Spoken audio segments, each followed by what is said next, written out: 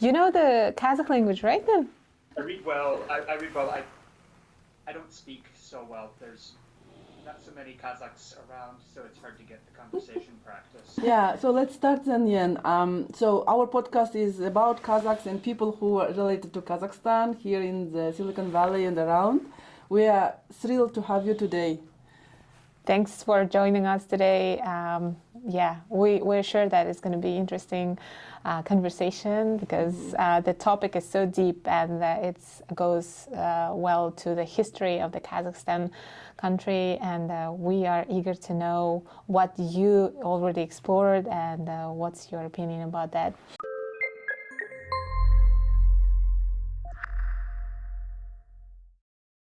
Саламатсыздар ма көрермендер? Бүгін біздің қонағымыз Ян Кэмпбелл. Қазір ақсөлі толығырақ айтып берер. Бірақ қазіргі отырған жеріміз Калифорния, Пало-Альто, Silk Road Innovation Hub хабында отырмыз. Осы біздің студиямыз. Осы жерде тұрып және қасымызда болған қазақтар болсын, шетелдіктер болсын, Қазақстанға белгілі бір байланысы бар кез келген адамдарды подкастымызға шақырып, осындай әңгіме құруға тырысып жатырмыз. Сондықтан қош келдіңіздер. Қош келдіңіздер, рахмет Арай. Бүгінгі біздің қонағымыз Ian Campbell.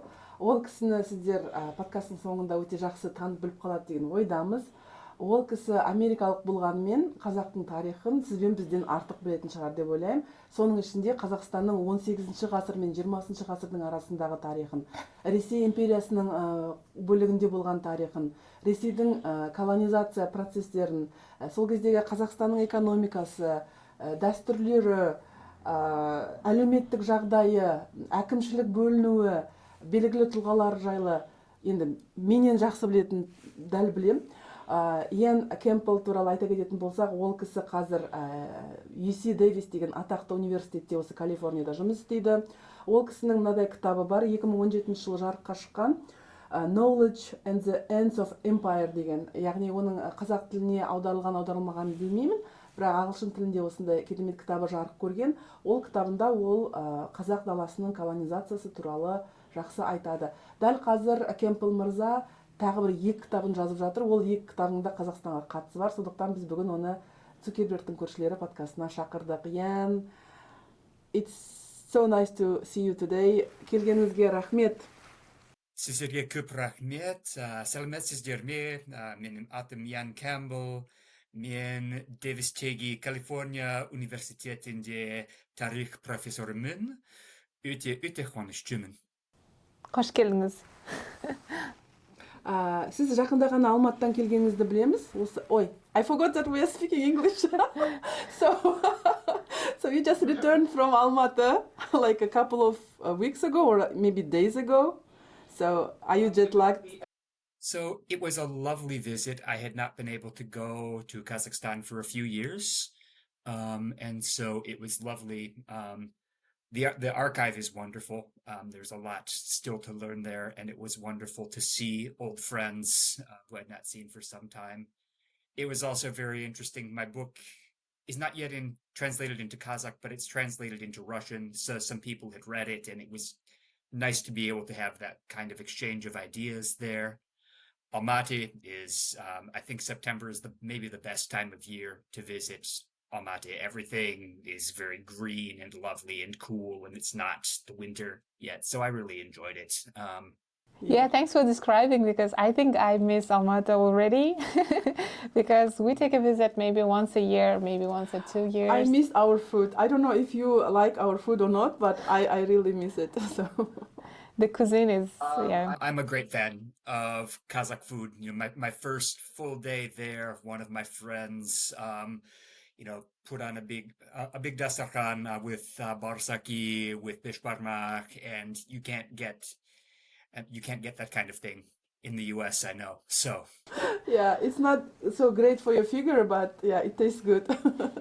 So we wanted to start with this question. So we know that you were born in Michigan. You are like an American who has no relatives probably in Kazakhstan, or there were maybe no Kazakhs in Michigan too when you were growing up.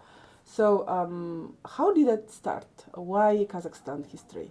So this becomes sort of interesting, right? And the way that the thing that kind of ties it all together is that Kazakhstan and Central Asia, they are not subjects which are taught very commonly in the United States. So most of us, we come to it from something else. And in this case, I came to it from having studied Russian language and Russian history in college at the University of Michigan.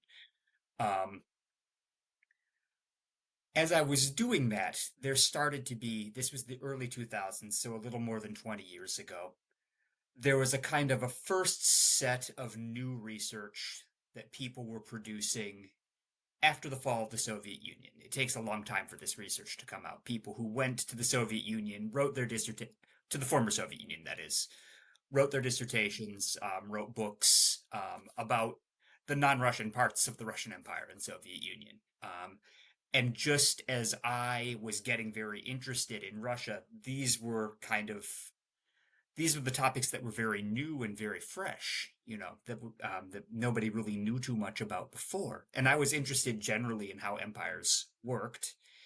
And so this was very exciting to me also to know that, like, here's a very exciting thing that we still, in America, we don't know a lot about, and it would be a chance to do something exciting and original. So that was how I got interested in Central Asia and in Kazakhstan generally. Now, how I wound up studying specifically Kazakhstan,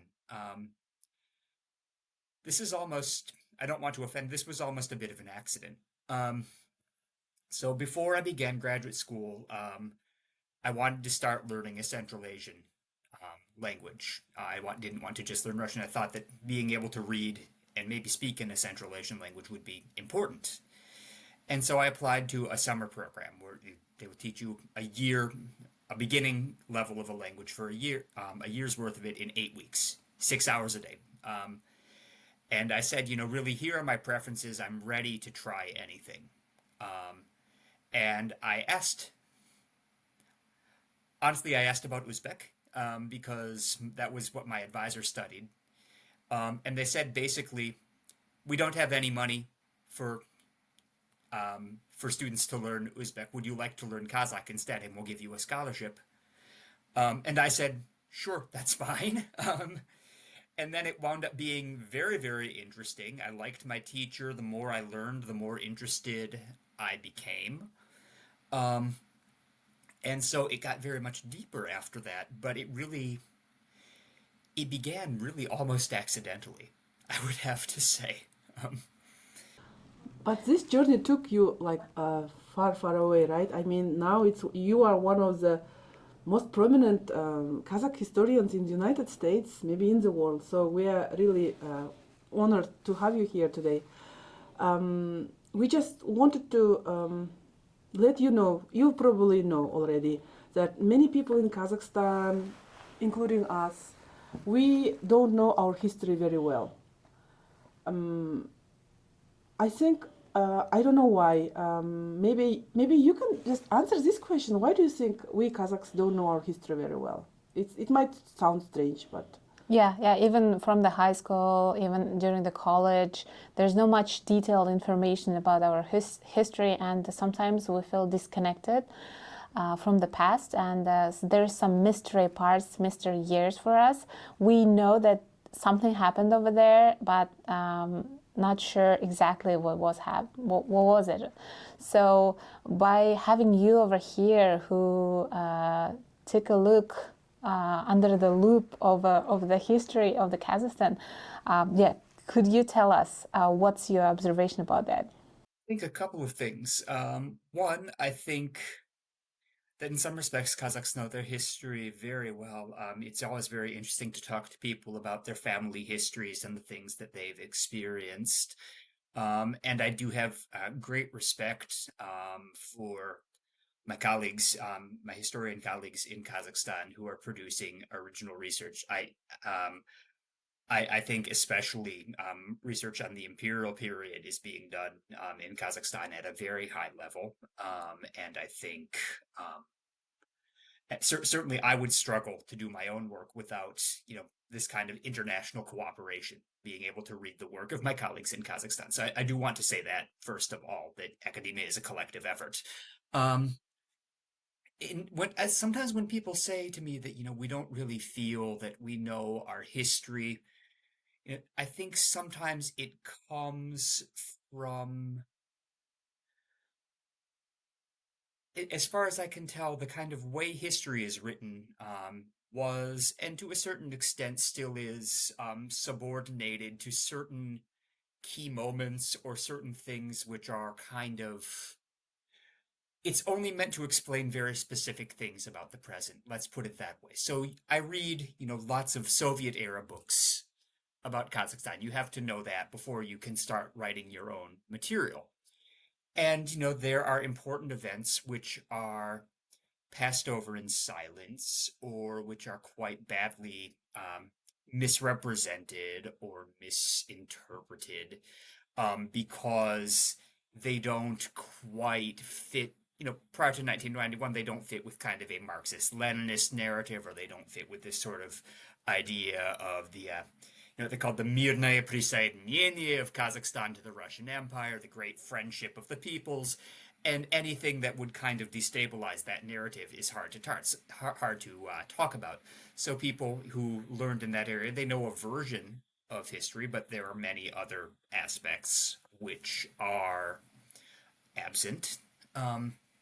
And to a certain extent, there are attempts to sort of correct for that in contemporary historical writing.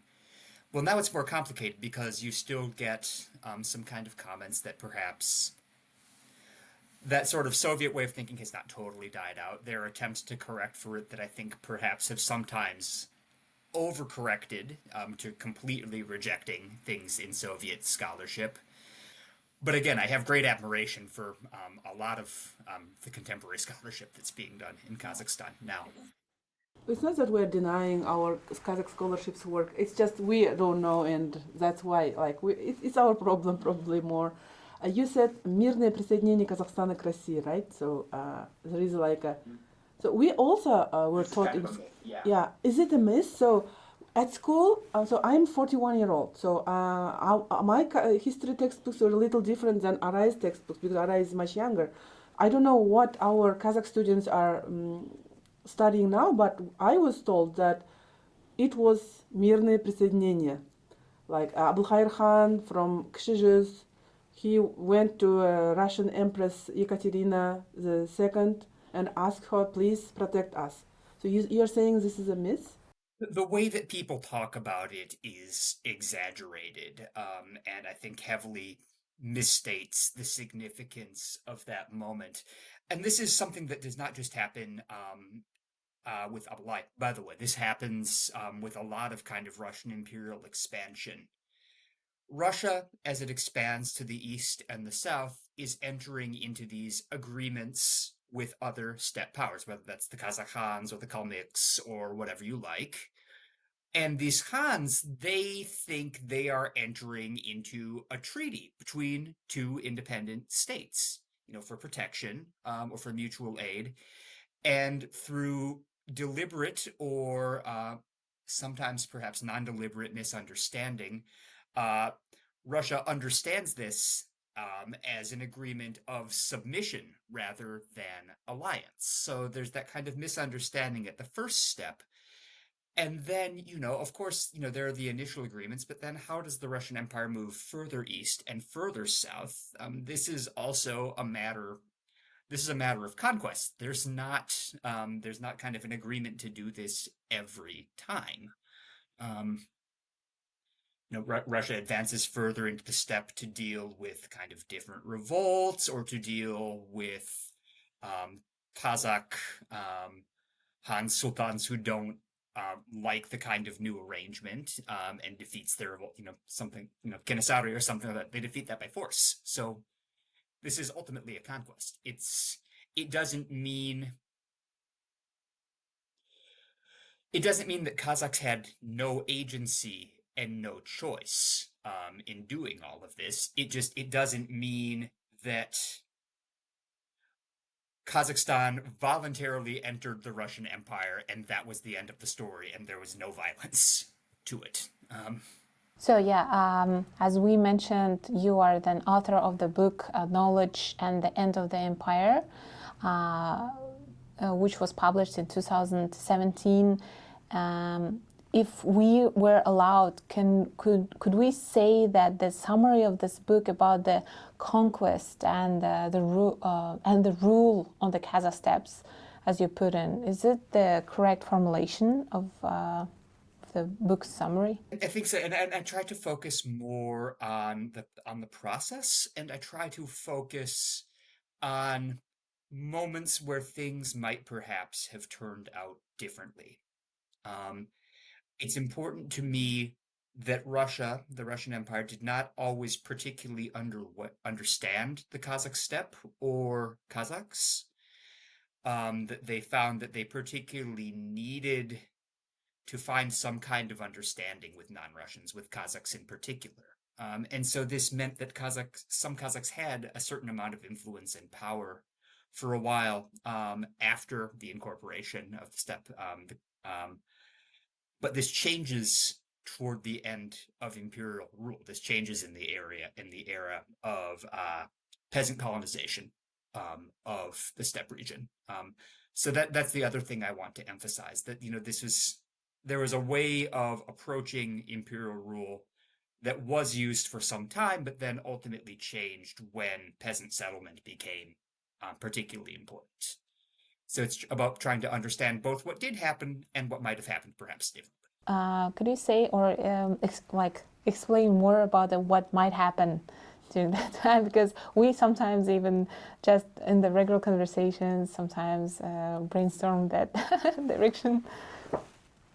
So, I mean, to me, ultimately, the big change, the thing that Kazakh, I call them intermediaries in the book, people who kind of positioned themselves between the Kazakh people and imperial institutions, that they were ready to cooperate with imperial institutions to kind of say, okay, the fact of conquest has happened, and now let's see, how can we go forward from here, right? It's a tricky position to be in, but how can we go forward from here? And they were ready to accept a lot of changes. They were ready to ask a lot of interesting questions and discuss a variety of futures for the steppe. The thing they really could not accept was mass peasant colonization, the kind of the taking away of land from Kazakhs and settling peasants onto that. And to me, what is interesting about that, this also comes with a way of knowing the steppe, the kind of idea that it can hold so many peasants here and so many peasants over there. And, nomads probably don't need as much land as they do. This way of thinking about the steppe, it increasingly sidelines these Kazakh intermediaries from that discussion. So the thing that would have perhaps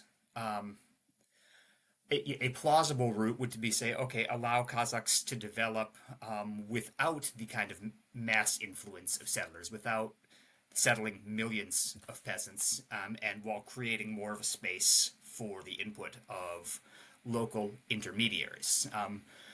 Whether this would have satisfied the Russian Empire's goals at this stage is an open question, but once the Russian Empire pursued this path, this was something that Kazakhs could, in majority, no longer accept. I just want to ask this question: why a Russian Empire wanted to send peasant settlers in Kazakhstan? What was their purpose? Main purpose? There are several purposes. And I should also say that there is a dispute between officials in St. Petersburg and some local governors. Local governors in the steppe, by and large, are not as favorably disposed towards settlers as central institutions are. But there are a couple of reasons. One, you may have heard of this term in English, civilizing mission, or mission civilisatrice in French. This kind of idea that nomads, they need to be improved somehow, the Russian Empire thinks. They're not very civilized, they are hard to govern. They need to settle on the land, they should try to farm more. And one of the ideas is that if we bring settlers to this region, then they will, by their example, show Kazakhs how to farm, how to settle on the land, and also the fact of, constraining their land use will force nomads who are formerly accustomed to this kind of prostor, they would call it, will kind of force them to settle whether they want to or not. This is one idea. The other has to do entirely with the priorities of the central government, and especially the kind of Vita Stolypin plan for modernizing the empire. The idea that, that the resources of the empire are not being used efficiently, not being used well enough. And this intersects with the idea of civilization, too. There's an idea that, okay, nomads, they wander over the land, they don't use the soil efficiently. If we get peasant settlers here, they will use the land more efficiently. This will help us to modernize the Russian Empire. It also provides a certain amount of space for Stolypin's vision, the kind of vision of, peasants as a kind of a conservative property-owning backbone of society that will save the empire. And there's also this idea that says, look, all right, if after the emancipation of the serfs, there's not enough land in Central Russia, there's not enough land in European Russia, then why not send them to the steppe where there's lots of land, and let them farm it as much as they want. So it really does, it comes down, it's the intersection of kind of a generally low opinion of nomads and the nomadic economy, and a sort of idea of a change of agrarian policy to save the empire. And they didn't know much enough about nomad culture, right? Nomad economy. Because I think they made more harm than good, no? Or what is your opinion of, as a historian, did this peasant settling made it good or bad in Kazakhstan? Because from our point of view, nomadic culture was totally fine for our lands. And in fact, after people were starting settling in, there were happening jutes or even famine later on, right? I mean, can you please explain, was it a good idea overall or not? Sending people and teaching our ancestors how to farm.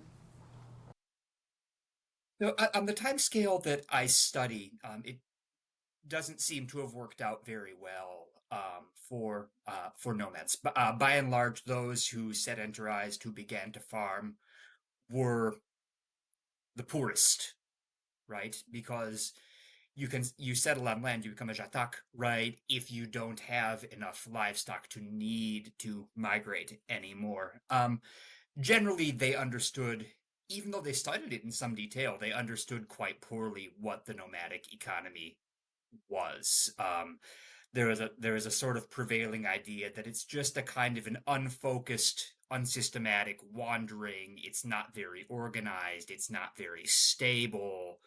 And that also, to the extent that nomads do produce a lot of animals, that these aren't the kind of animals that the empire needs, right? That it's horses that are not big enough to serve in the cavalry. It's meat that maybe it's mutton or beef that isn't quite good enough to sell on the European markets.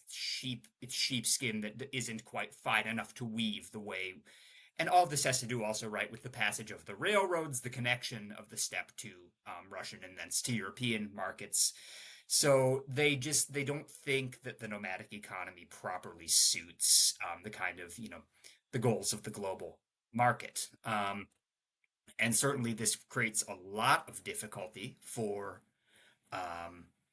Kazakhs, both those who do settle on the land and those who continue to try to live as they have before, as nomads or as semi-nomads.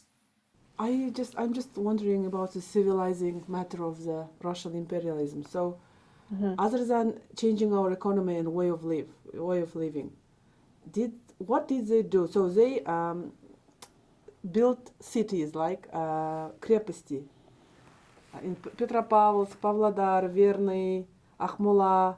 They're all being settled by Russian Empire, right? And nowadays, when we have lots of talks on social media with Russian people and regarding all of this war between Russia and Ukraine, about regarding all of these talks about who brought whom what, you know, who did the civilization, who civilized us or not, didn't civilize us. I mean, there are lots of talks. Do you understand what I mean? So, yeah, you're saying about how Russian Empire at that time influenced to the civilizations of the Kazakhstan and what it could be if it wouldn't happen. Okay, I can formulate this question like this. How did Russian colonialism in Kazakhstan differ from what we might call European-style colonialism, like Great Britain to India? And I mean, what is your take on that? Did they civilize us that we should be grateful right now for all of this, or did we lose something?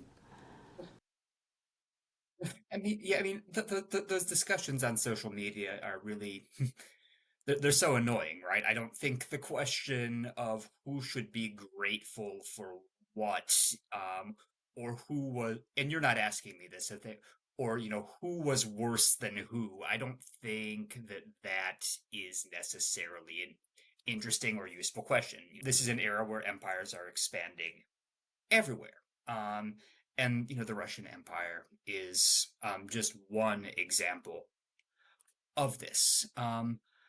There are certain comparisons to be made with British rule or French rule, for example, although it's always difficult to just pick one because these are also large empires pursuing different policies in different places. So, for example, ideas about race are generally less important to the Russian Empire than to, say, the French or the British Empire. The idea that these people are racially different from us and can never be changed.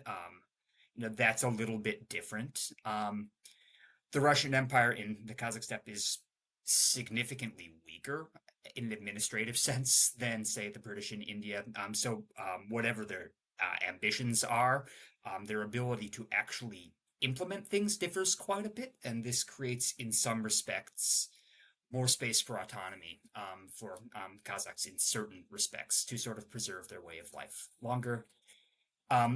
A bit of a wild card in all of this is that it seems to me that a lot of the most substantial changes in Kazakh lifestyles, demographics, culture, everything like that, comes after 1917 with Soviet rule, which has, of course, some continuities with the Russian Empire, but also is in some respects quite different in terms of its coercive power, in terms of its ability to build infrastructure, build cities.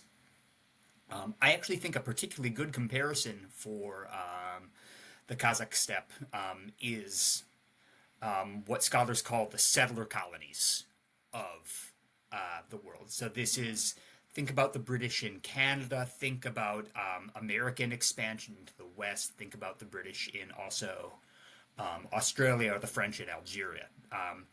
This kind of idea of expansion, incorporation of the land, and the gradual, perhaps, assimilation or disappearance of certain aspects of native life. A comparison is worth making there. I'm actually writing a book right now that's trying to develop this comparison, and I have a kind of a hypothesis that by 1917, the Russian Empire wanted to be a settler colony, but hadn't quite become one. And I think, yeah, there are also, say, comparisons to be made about with the American West, which, by the way, are not necessarily in favor of the Americans, right? You know, the kind of system of reservations that existed in the American West, that's a kind of much more thorough taking of land than happened even at the height of Russian imperialism. The fact that the fact that we began this conversation in Kazakh and that there would be, you say, a few million people in the world who could understand speaking Kazakh, that's already something of a difference too, compared to many native languages in the US, which have by and large disappeared because of the kind of continuity of the kind of American expansion policy and the way that native cultures were treated. So all of these kind of settler colonial empires, they take land, they try to transform local culture by means of settling on the land. But how they approach it does differ. I think the Russian Empire is part of this family of settler colonial empires, but because it's kind of interrupted and replaced by the Soviet Union, it looks a little different. What did you say? It's pretty fascinating for me. So, can I speak in Kazakh? If you don't understand, maybe Arai will translate, because I don't have much language right now to explain what I want to say. Біз ойлап келдік қой, Ресей империясы Қазақстанды басып алды, жаулады, отаршылады деп, иә? Бірақ енің айтып отырғаны, мен түсінгенім, Ресей империясы өзінің орталығында отырып, ұлы созылып жатқан қазақ даласын қатты билей алмаған. Дұрыс қой, иә? Олар крестьяндарды жіберген, әскерлерді жіберген, бірақ сонда да бәрібір олардың империясы қатты мықты болған жоқ қазақ даласында. Олардың империясы әлсіз болды. Мен дұрыс түсіндім бе, жоқ па? So Aksole is saying that the rule of power of the Russian Empire at that time didn't work much for the Kazakh nomad steppes. Is it the correct understanding of us, like your statement? So Kazakh steppes were like pretty much being on their own. Russian Empire thinking that they own this Kazakh steppe, but it's not the reality, right? Or did I understand you correctly or not? It's not that the Kazakh steppe is completely on its own. It is that the Russian Empire simply has less people, less power to deal with a space that is so big. And it has less resources. And so, for example, when I'm thinking about things that I have studied recently, I was working last month on some files on the education system, the Tsarist education system, when I was in Almaty. And there were some discussions about taking these kind of owl schools, these village schools, and trying to use them to Russianize Kazakhs to a much greater degree than the previous owl schools had, the kind of existing network of owl schools. They're small, mobile schools that basically teach some basics of literacy, right, and some basics of religious instruction. And there's some discussion, and it comes back saying, yes, this might be a very good idea, but there's no money for this. We don't have enough trained teachers for this. So this is the kind of thing I mean. People start thinking by the 1910s about wanting to assimilate Kazakhs more than they have and to Russianize Kazakhs, Obrusets, more than they have before. But very rarely are they able to do this as much as they wish to. Here we can start talking about the intermediaries you're talking about in your book, right? So there were a group of people born Kazakh, educated Russian, I don't know where and how, maybe you can educate us about this. The group of people, pisцы, right? Interpreters, other maybe translators. And can you tell us about their role in Russian Empire in Kazakhstan? During that time, yeah. So I think their role is a complicated one. And I should say that for better or for worse, my focus in the book is more on relatively elite intermediaries, people with higher education, people who were writing quite a bit, people who had even political involvement. So I write about Ibrai Altynsarin, Alekhan Bukekhan, of people like this. But there are, of course, intermediaries at lower levels as well. What it seems to me is that they have a very important role in actually implementing and shaping how imperial policy works. Because there's quite a lot of space for interpretation on the ground. Some Russian administrators are aware that their power is limited, that they don't know everything, and so they will look for input from people who can speak to them in a language they understand. This is why someone like Altynsarin, who has a Russian education, who knows the norms, knows how to talk to administrators, can have something of an influence, right? It's not just that he has local knowledge, it's that he knows how to communicate it to somebody like Barabash in Turgai province, or or to Grigoriev or someone like this. So there is that kind of role in debating and thinking about policy. It is a kind of a pattern in all empires, and I see it to an extent in the Kazakh steppe as well, that role of intermediaries gradually diminishes the more that power is established. You see this in the European empires of Africa and Asia as well. You see this. And I do think that especially after 1900, the ways in which local intermediaries can have a role, have an influence on policy, becomes a lot more circumscribed, becomes a lot more limited. So certainly, even after 1905, you see Kazakhs operating in some fairly high administrative positions, or Kazakhs, commenting on politics, but more often their voices get ignored. It's certainly not able to turn the tide or change the idea of peasant colonization or something like that. They can no longer, just making a good argument is no longer sufficient to turn back imperial policy. Can you tell us more about Ibrai Altynsarin? Ibrai Altynsarin, what was his personal role in Kazakh and Russian relations? So it's a tricky question, and of course there's been a lot written about Altynsarin and a lot of, I think, somewhat questionable interpretations.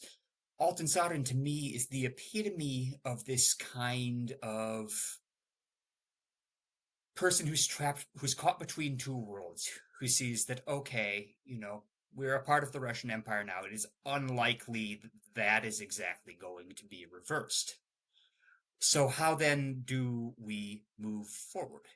And it seems to me when I read his correspondence, when I read things he published, when I learn about his sort of activities as an inspector, school inspector in Turgai Oblast, what he's trying to do is develop a sense of Kazakh identity, develop a sense that Kazakhs are distinct both from Russians and from other Muslims around them. That say that we're not Tatars, we're our own thing.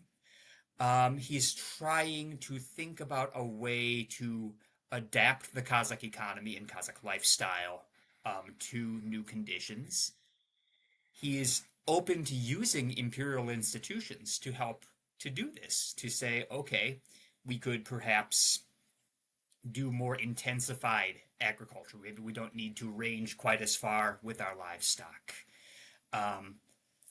But also, he is, at the same time refusing the kind of idea that this kind of transformation needs to happen under the influence of large-scale colonization. He refuses the idea that Kazakhs need to all begin doing agriculture.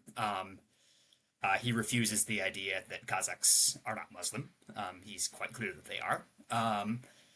So he's trying basically to find a way forward that accepts that things have already changed, without kind of completely giving up, surrendering everything, without surrendering to every sort of idea about what the steppe has to be that imperial administrators are thinking. Okay, could you say the same thing about the Shokhan Walekhanov, or was he a little different in his position? Some of Valikhanov's, kind of policy positions are quite distinct from Altynsarin's, I would say. Certainly Valikhanov is not nearly as friendly to Islam as as what we see in Altynsarin. And Valikhanov is, I think, also, we're all talking about people who have kind of elite lineages to a certain respects, but Valikhanov has an especially elite lineage. But in this kind of basic sense of trying to think about, okay, we are part of the Russian Empire now. Who are we? How are things changing? How do we go forward? I do think that they're facing up to the same basic problem. They just have kind of different answers to that problem. So you also mentioned that Russian Empire sometimes didn't know where its borders were exactly. In our history books, we were taught that smart Kazakh rulers such as Ыбырай Khan proclaimed himself as a subject of both Russian and China. What can you tell us about that situation? I would actually rather avoid this question. I'm really on that era. I'm not a specialist, and I don't think I could give you a response that your readers would find, that your listeners rather would find. I just wanted to return to the settlers question. I just wanted to ask and forgot. So I think more than 1 million settlers, right, were sent from Russia and Ukraine? Yes. During, when did they start settling in Kazakhstan? Do you remember? At the end of the 18th century? I mean, so the biggest wave of colonization happens after the construction of the Siberian Railroad, so after the mid-1890s. After that. Before that, Kazakhs were pretty much living in their lands and living a nomadic way of life. There is Cossack colonization. There, of course, so Kazakhs are already losing land. It's on a much smaller scale, to be sure. After the 1860s, you start to see more of what are called samovoltsi, these people who've kind of come without permission and just take up some land and start farming it. And sometimes later, they find that the administration will grant them the land that they've already settled on. So that's how settlement happens prior to the 1890s. It exists, it concerns Kazakhs, it's important. For some people, it is disruptive, but the scale is much, much, much smaller than what happens from after the railroads are built. Yeah, what I wanted to ask is how big cities appeared in Kazakh steppe. So we know that first there were forts, right? Russian military came and built a fort in Kazakh steppe. At what moment and how these forts became bigger cities, bigger towns, and when Kazakh people started living in them? That's why we were talking that we don't know our own history. So in my imagination, in 18th century, 19th century, my ancestors were living a nomadic way of life, living in yurts. At what point they started living in cities and bigger towns? There's a certain gradual, some Kazakhs will begin living in towns already during the 19th century. Kazakhs who are working for a district level or provincial level administration would often be there. And there's a bit of a trade population as well, although most of the trading population is Tatar and not Kazakh during the imperial era. Urbanization, cities expand vastly during the Soviet era. That's I think the moment where we see a much greater extent of Kazakhs moving to cities and living in cities. During that time, how you would say the Kazakh elites, bees that time, sultans, they adapt to their such changes? Like power is being taken away, right? Yeah, because their management was changing. Mm-hmm. There's not just one response to it. some, some revolt, right? A lot of the, kind of revolts we see of the 18th and 19th century are Kazakh elites, responding to their power being constrained or eliminated and rebelling against that. Others adapt in different ways. So others, you can think of somebody like Avalikhanov as being an elite response to Russian administration that says, okay, now you need to get a Russian education. You need to find a way to gain rank if you want to enjoy the same kind of influence that you did prior to imperial rule. Others continue to try to, stand for elections, to try to occupy roles that they had before. And others resist. And in some cases, they're just, there's competition, right? People, sometimes the kind of strife we see at lower levels of administration are people who had certain levels of power and authority prior to Russian rule and are not happy that now their position is threatened or constrained in different ways. So that resistance doesn't have to always rise to the level of armed revolt against the state. It's kind of sometimes even intracommunal competition, I would say. But by and large, they are looking for different ways to adapt and preserve their power. It's just that they choose different ways to do this. Can we say that Keniysara Khan was one of them? Did you have like a time to research that era of his revolt? I know a bit about Keniysara. I'm not an expert specifically on the revolt. But yeah, you can certainly say that the revolt of Keniysara is, one very important manifestation of this kind of these sort of elite lineages trying to preserve their power by rebelling against the imperial rule that has made it impossible for them to have the kind of power and influence they had before. Here now in our society, we have this kind of a narrative that Keniysara Khan was one of a hero, trying to keep our country independent. You are saying that he was more trying to keep his power. Well, I don't see necessarily a contradiction there, because so I don't agree that this was a national liberation movement. There's certainly too much division among Kazakhs to say that this is a national liberation movement that Keniysara was leading. But the preservation of Keniysara's personal power, or the power of his lineage, and independence from Russian rule, these are the same thing, right? So if there's independence from Russian rule, then Keniysara has, then things can be for Keniysara as they were for his ancestors. If there is no revolt, then Keniysara has to occupy a very different position. So it is both an effort to achieve independence and an effort to preserve his power. I think it has to be both.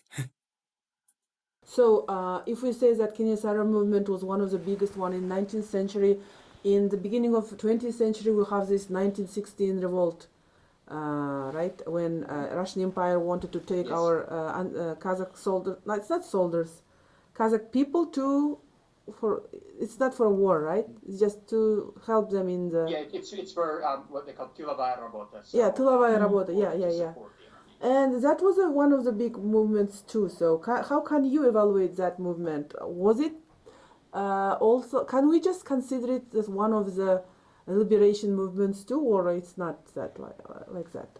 Yeah, I think 1916 is an especially complicated question because there are so many sites at which people are rebelling in 1916, and it's not always clear that motivations are the same in different regions. I think by and large, nobody thinks of 1916 as a kind of a class-based revolt anymore. That was a Soviet interpretation that is by and large absent now. It seems to me when I read it described in scholarship coming not just from Kazakhstan, but from Kyrgyzstan as well, I see it described as a national liberation movement. And when I read it in Western historiography, Western scholarship, it's talked about as being anti-colonial, but not necessarily a national liberation movement. And I think that we can take things which are good from both of these positions, right? Saying anti-colonial instead of national liberation, I think helps Western scholars perhaps to see that, all right, not every hearth of rebellion in 1916 has kind of the goal of establishing a state.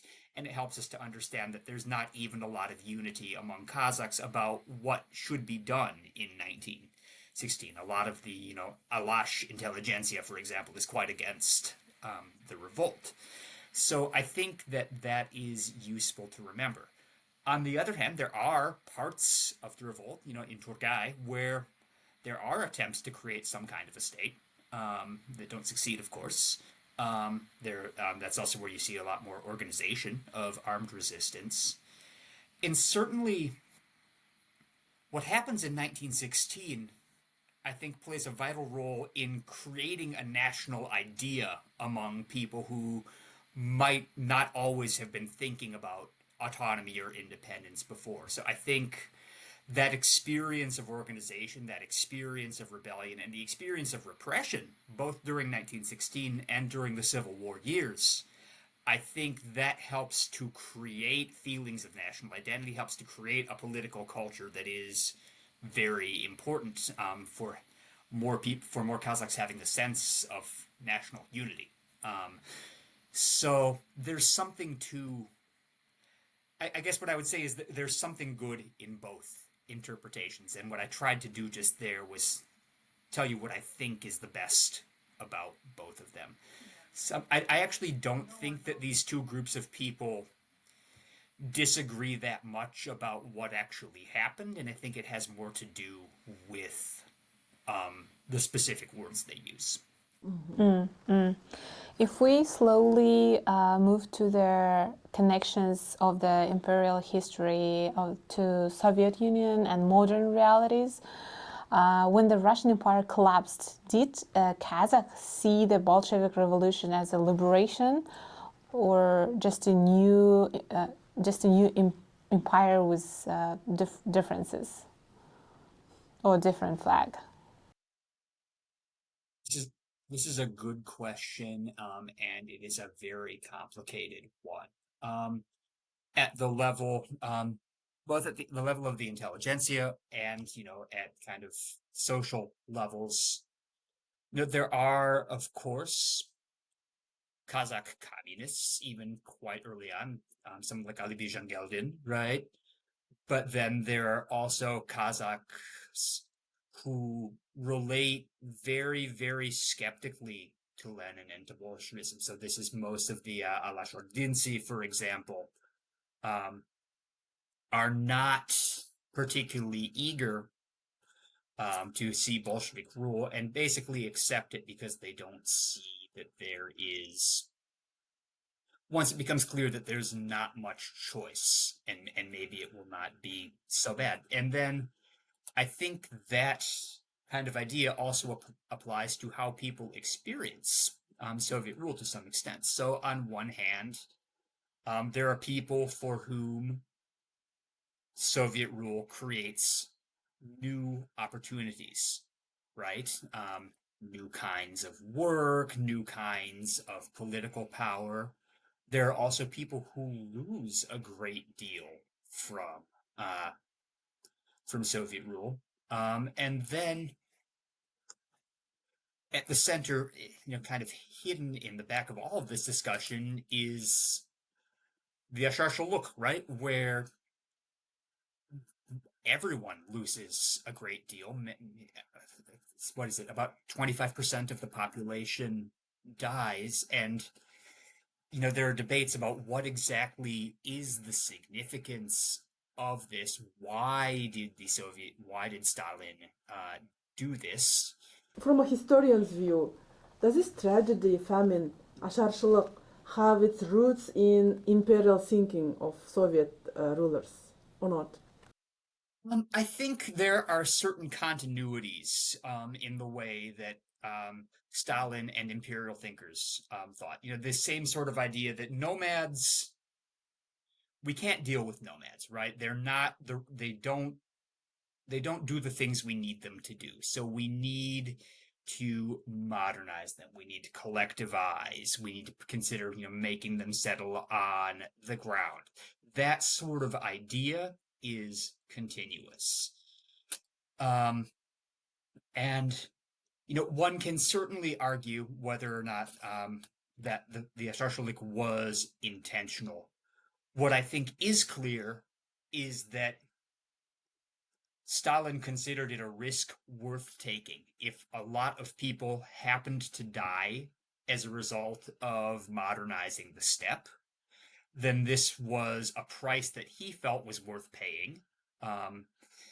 Obviously, it's easier to say that when you're the one making the policy instead of you're the one, dying, right? So I'm not saying this to justify it. I'm just trying to explain what Stalin may have thought.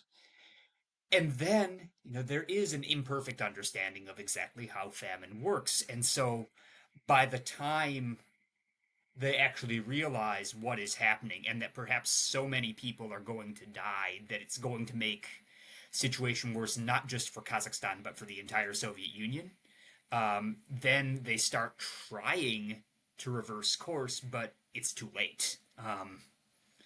And so to me, it is the result of Stalin's kind of drive to modernize at all costs, a general contempt for nomads and nomadic lifestyles, and really carelessness as much as anything else. Carelessness and a sense that these people who are bearing the risks, the Kazakh nomads, it's acceptable that they would bear the risks and that they might lose, as long as the union as a whole wins.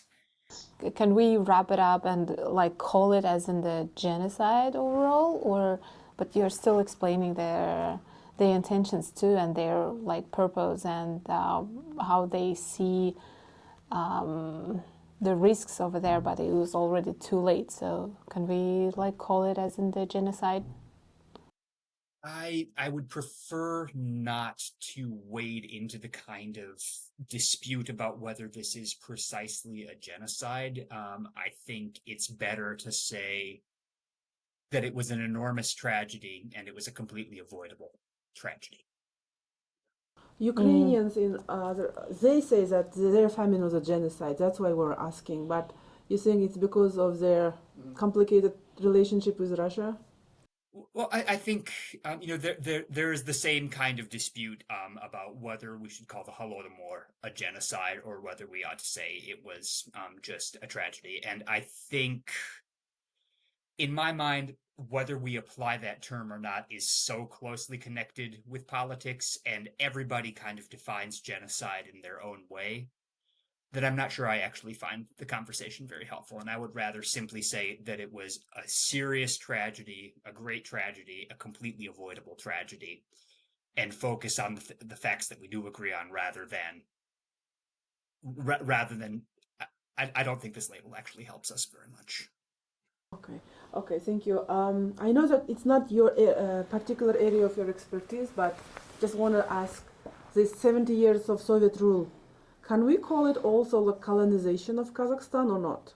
So this is another a very hotly debated topic among historians. I think that we can, in some respects, refer to this as a kind of a new era of colonization, of settler colonization in particular. Some scholars instead call it modernization, but modernization has colonial characteristics, right? So it is absolutely clear that there is a hierarchy of states within the Soviet Union, right? Moscow is at the center and the various Soviet republics are beneath it. That is clear. It is clear that the Russian language, the needs of the odd union economy become very heavily prioritized over the needs of any republic. And we see that in cultural policy, we see that in various environmental tragedies that unfold. And we see continuing also demographic change in Kazakhstan, right? We see continued settlement of Russians, especially in the north, the Virgin Lands campaign and things like that. So there is a colonial aspect, but it is also a very particular type of colonialism, right? It is a kind of colonialism that says that some native languages also need to be protected and promoted, that national identity is important in a certain respect.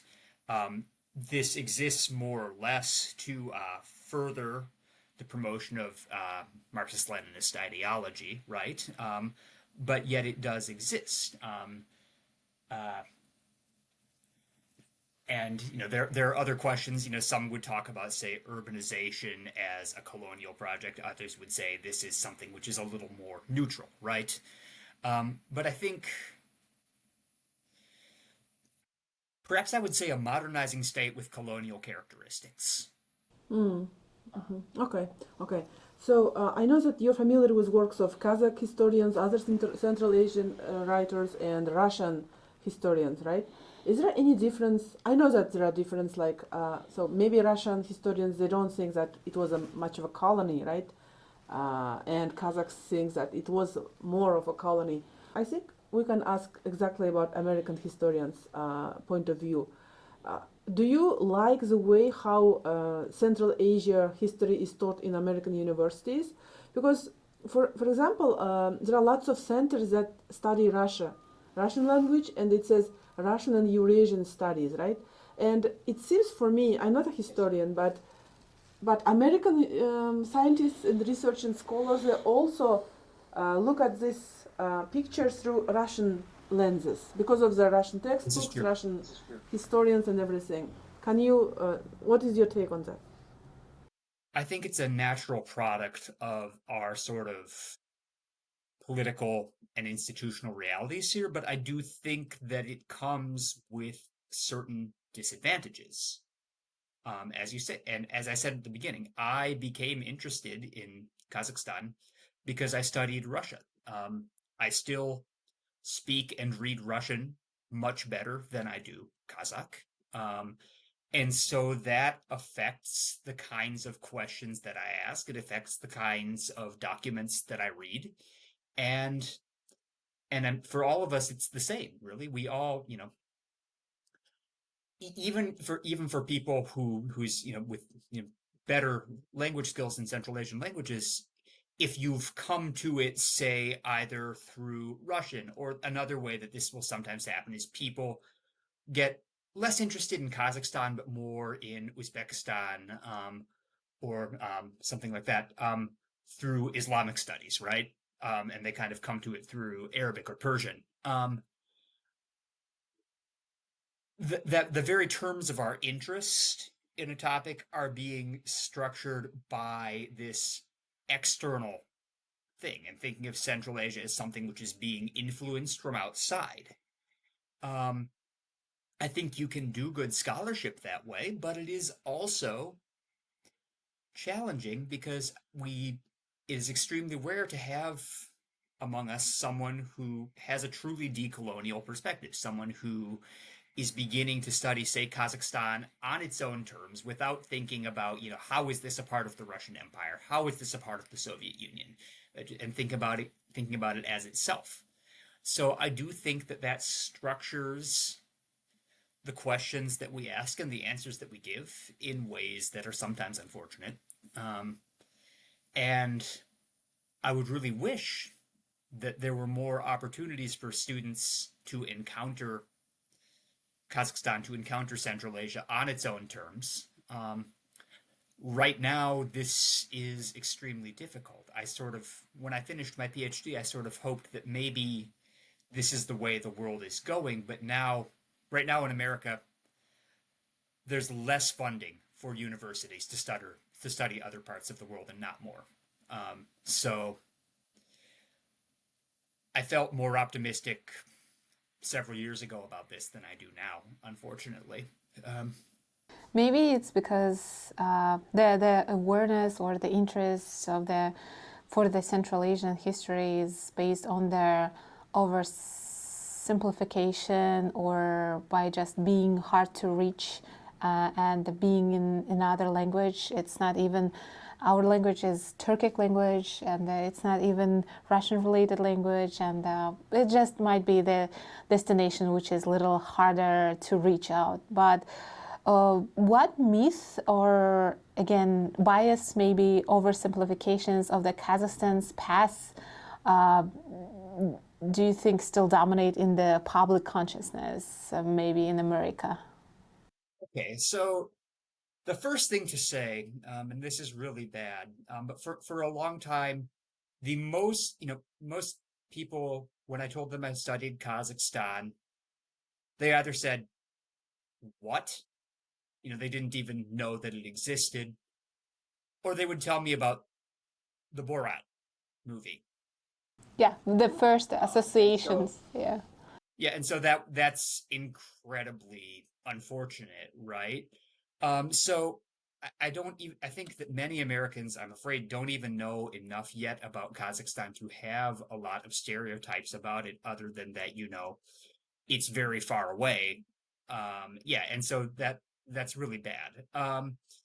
At the level of people who do know a little, there's a kind of a way that Americans have about talking about any sort of post-Soviet country as being just kind of backward and corrupt and not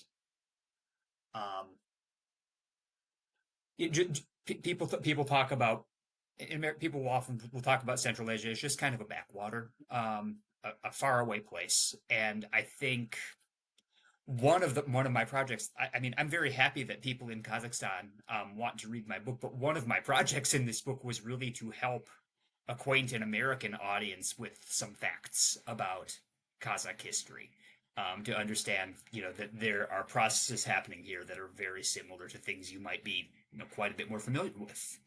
I think we all understand what is happening and why it's happening. Ian, what was the most surprising thing for you personally when you started studying Kazakh history? I mean, you had probably some expectations. You knew Russia history, but you dig in Kazakh and Russian archives to reach more, right? Was something very surprising to you, that you didn't expect to discover? That is a fantastic question. I was thinking maybe about women's role or something like that, or I don't know. I know that Western world and Russian historiography thinks that Kazakh nomadic style of life needs improving in civilization, but still maybe something was surprising for you. I was actually surprised a bit, based on my sort of received ideas. I was surprised at the way people talked about the role of women in the family, right?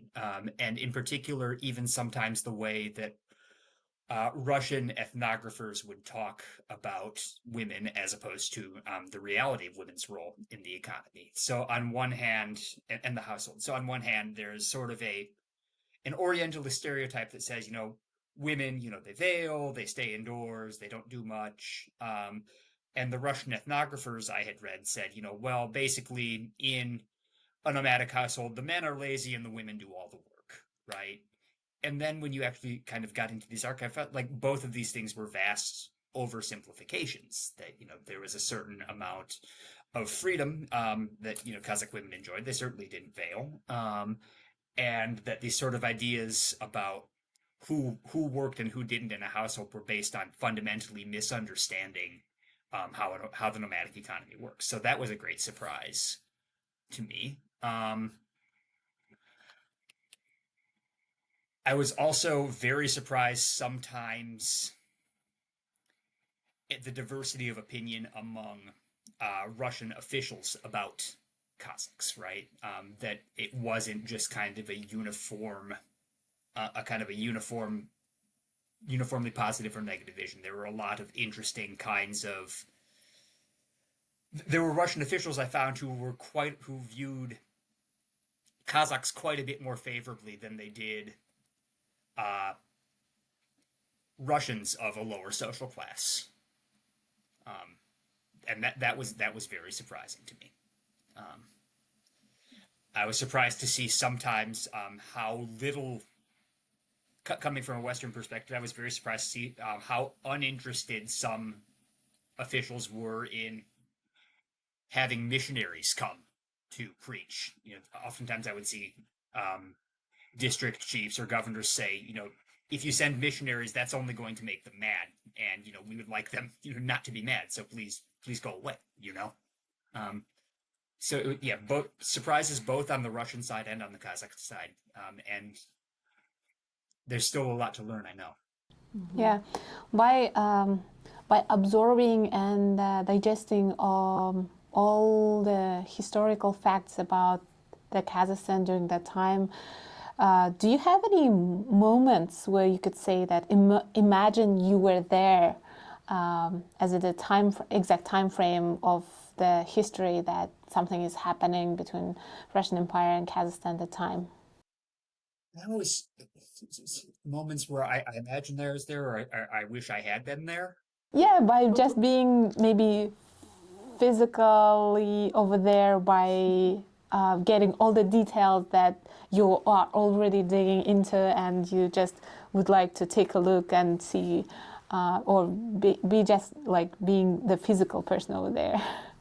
I think I understood on a more visceral level why why Russians thought about colonizing Kazakhstan.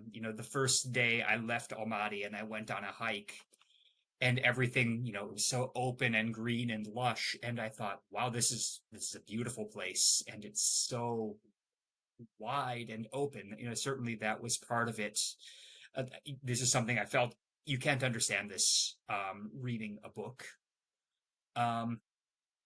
When I can, I love to be in sort of imperial era buildings, the ones that survive, and try to imagine, what was this like?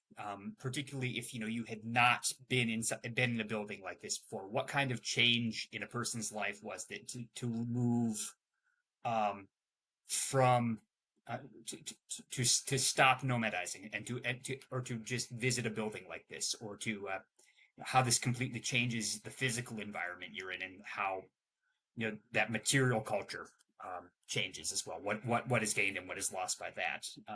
I certainly feel that sometimes as well. I wanted also ask a question about, so you've been in Kazakhstan like from time to time. There have been like huge gaps. So right now, like last few years, I can say that we Kazakhs are thinking about our history more. We are rediscovering our past. We have huge interest to history podcasts, and we are maybe reshaping our identity in the knowledge what happened in the past. So what is your observation? How is it changing, and what can you say about Kazakhs searching and finding their identity in the past? I think this is happening on several levels that I could talk about. The one is kind of just at the broader societal level. I'm so fascinated by the way people, because there's that old Russian stereotype, right? This sort of idea that nomads aren't modern, that nothing about this is modern.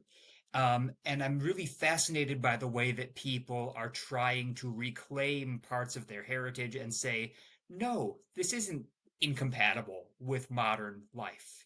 I can wear a dress and it has, kind of traditional decorations on it. Or I had this wonderful experience last month, at a restaurant near Zhimbolak, and we can take, kind of traditional foods and we can cook them in new ways. I find that fascinating, and I think that's something which influences a lot of people. At the academic level, I would say there are less topics which are considered taboo than there used to be. That's good.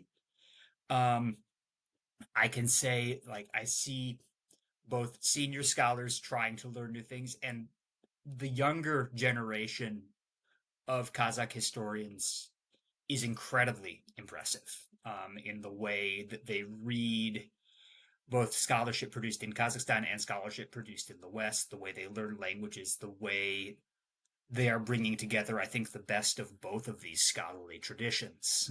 So I think that's an investment. That's a movement that is really, it's already bearing fruit. And I think I'm already learning a lot from this generation. And I think that there will only be more of that. Could you say that there is a one important moment of their history related with the Russian Empire in Kazakhstan that young generation better to know, as by just taking maybe one or just several lessons at a time? Just to pick one is very complicated.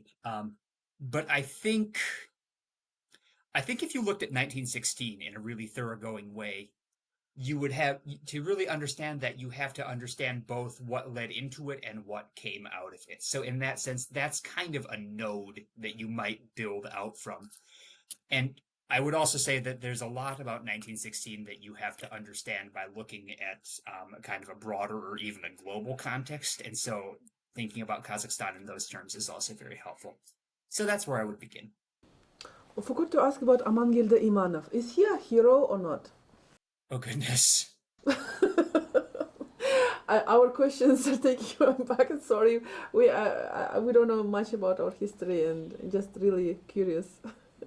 I mean, Amangelde was obviously a very talented organizer and a talented leader. I think, again, the term hero, I'm not sure that is necessarily a helpful term, but certainly as an organizer and as a leader, had a very talented person. And I think it's not coincidental that the kind of resistance in Turgai Oblast was better organized and longer lasting than in other parts of the empire.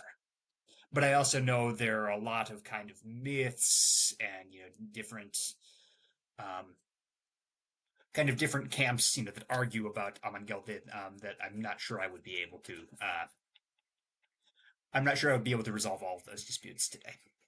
Thank you. Is there any question we haven't asked you today? Maybe you wanted to talk and highlight in Kazakh history during the time you researched? No, I don't think so. I think I really appreciate these questions, and it's been a very pleasant conversation. What about the books you're writing right now? Can you review what they will be about, and when can we expect them to? I'm hoping to have a next book in 3 or 4 years available. I'm writing I'm writing a history of Kazakhstan as a settler colony, kind of taking the ideas about settler colonialism and asking to what extent Kazakhstan satisfies these criteria and doesn't. So that will come in the next few years. In the longer term, I've started to gather some material. I really want to write a book about a single. You asked me about the question of urbanization earlier, and I want to look at the question of how cities emerge from settlement. And so I want to look at a case study of a single city. I'm thinking about Kostanay as being potentially an interesting case study for that. Pardon me? Why Kostanay? Well, I think it's fascinating in some ways. It's this sort of place that emerges out of a small group of settlers, and it rapidly grows because of the arrival of Samovolci. And I think that the kind of dynamics of that situation are very interesting. It's also extremely well documented. When I was in Almaty last month, I found several thousand pages of records of meetings of the Kostanayska Gorodskaya Uprava, right? So I can find, for about 30 years, what they were talking about, how they fixed it. There are financial records. So I think it's interesting in and of itself as a kind of a node of the empire, but also I'm a historian and we can't always write the book we want. Sometimes we have to go where the documents are. And in this case, there happens to be a lot of them. So I hope that will happen someday. Yeah, yeah, that's going to be so interesting even for us to get a book about the Kostanay during that time of the history. Thanks for working on that. And overall, how's your experience by finding their archives, documents in the Kazakhstan? As you said before, you were reading and writing in Russian, and is it reachable for you enough to work with the archives, documents, or is it quite challenging? Yeah, it goes fine. I you know, for any of us, the first time that we encounter imperial era handwriting can be a bit daunting.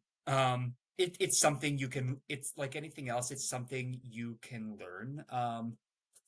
What I would want to say most of all is that, especially the first time I went to the archive in Almaty, I didn't know how people would receive me and what kind of, if people would help me, if people would even understand why does an American want to come here, right? And I would say that by and large, people have been very helpful to me. They want me to understand their history. So that's even talking to other historians at the archive. The archivists have been helpful in explaining to me how things work and making sure, because it's never a very long trip right now. It's 2 or 3 weeks, in making sure that I can get enough material to make, it's a very long trip. You know this very well. To make that long trip worthwhile. I somehow thought that mass majority of documents related to Kazakhstan history is in Russia. Am I wrong? I thought Russian archives are much more useful, no? It really varies. So in Russia, the main places that I've worked are the Central State Historical Archive in St. Petersburg and the Military Historical Archive in Moscow. And these hold the kind of central holdings, the kind of main ministries involved. So the Ministry of Internal Affairs or the Resettlement Administration in St. Petersburg, for example. But the Kazakhstan archive, this has all of the kind of stuff that was kept at the oblast level. And so oftentimes you get pieces of the discussion that you get details that didn't necessarily enter into the higher levels when people were looking at it in a more general way. Ideally, you get to look at both. Ideally, you get to look at both the Russian archives and the Kazakh archives. Right now, for an American, looking at the Russian archives is not possible. I just want to thank you, Ian, for today's time, for this fascinating conversation with us, and overall for your work that you are doing for so many years. And our Kazakh history is only improving from your work, so thank you very much for that. Yeah, thanks for making it reachable for the world. So I think not even only Kazakh people, but all the people around the world might get any information about that, but because of your work, because of your studies. Thank you very much for inviting me. It's always a pleasure. I never imagined that Kazakhs would be interested in reading my book, and so it's been such a pleasure to have the opportunity to talk about it more. Of course, we are interested, and if you happen to be in Palo Alto and when you have more documents to share, please let us know. We will be gladly having this conversation in person. Yeah, feel free to take a visit.